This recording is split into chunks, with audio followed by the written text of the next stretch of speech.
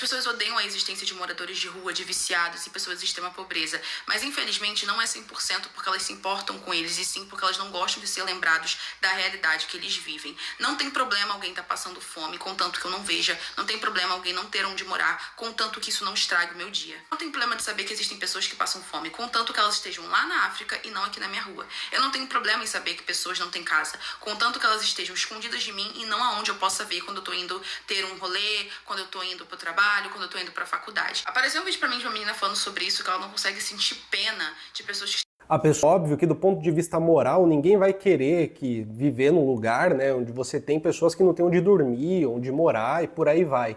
Só que na prática a gente percebe que não necessariamente se constroem políticas para acabar com isso de repente, para acabar com isso de uma vez só. E tudo se passa como se fosse um grande desafio simplesmente dar moradia para alguém que precisa. E numa cidade como São Paulo, por exemplo, onde você tem um monte de lugar onde a moradia está livre, está vaga, onde um prédio é comprado para especulação e não tem ninguém morando ali nele, e muitas vezes o número de moradias vagas é maior do que o de pessoas, de famílias que estão na rua. A primeira coisa é relacionada ao fato da gente viver numa sociedade que é disciplinar.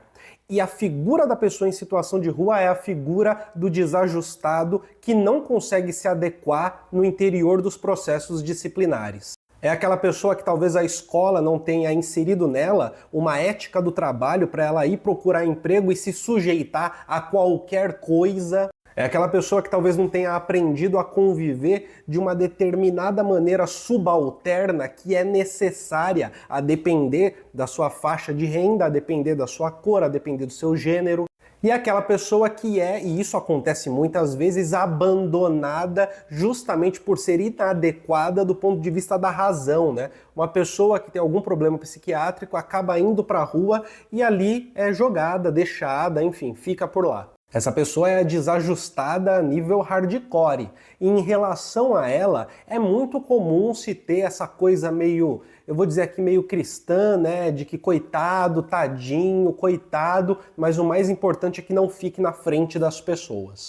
Porque o que tem de gente que não sabe trocar ideia com alguém que está em situação de rua, simplesmente por estar em situação de rua, é uma parada bizarra. E existe uma segunda coisa aqui, que é o fato da gente viver também numa sociedade do consumo, principalmente no interior das metrópoles. E a figura da pessoa em situação de rua é a figura daquele que não conseguiu participar do consumo. É o que acontece com aquele que não consegue consumir. É o que acontece com aquele que, por não ter um trabalho, não ganhar um salário, não conseguir pagar um aluguel, por exemplo, não conseguir comprar comida, por exemplo, não conseguir participar da sociedade do consumo e, portanto, não conseguir se construir enquanto consumista, enquanto pessoa do consumo, enquanto sujeito consumidor, acaba indo direto para a rua.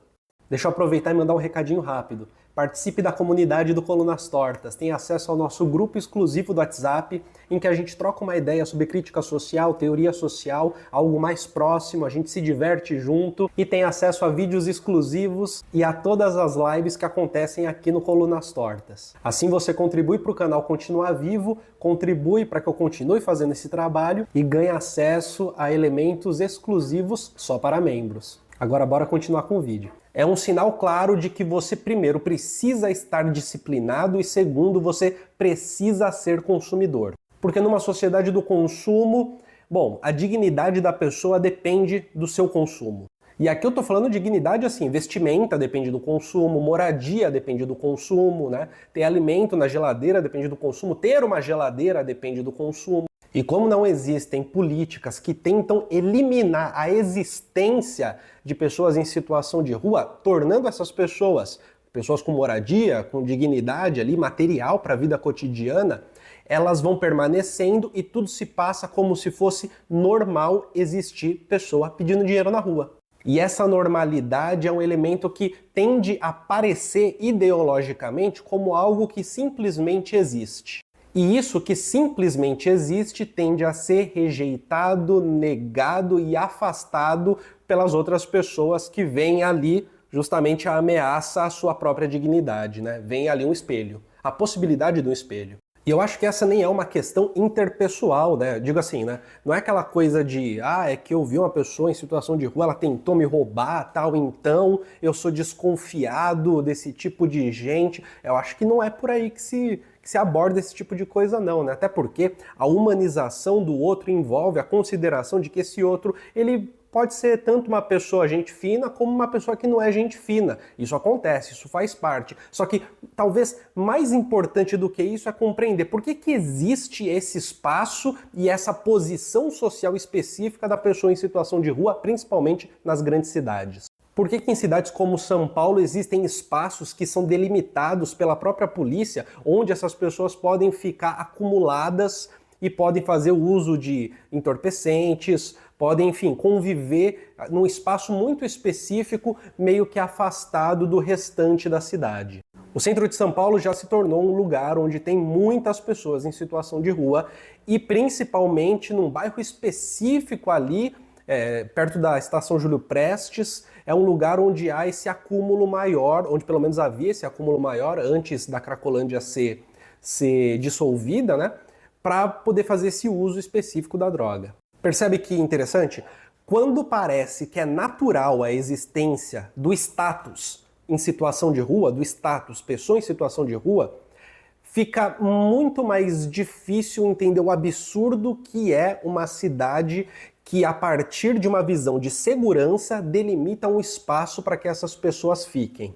Mas quando a gente começa a entender que isso não é natural, é mais fácil, a partir de uma visão de saúde pública, a partir de uma visão de política de moradia, entender o absurdo que é a existência desse status, pessoa em situação de rua. E aqui eu volto para aquela parte mais interpessoal, né? Não é porque uma pessoa é do mal ou do bem que ela vai merecer ou não ter uma moradia, merecer ou não ter dignidade na sua vida, né? Eu acredito que a dignidade na vida é o primeiro passo para que depois você seja o que você quiser ser, né? Para que depois você construa ou não laços sociais com as outras pessoas.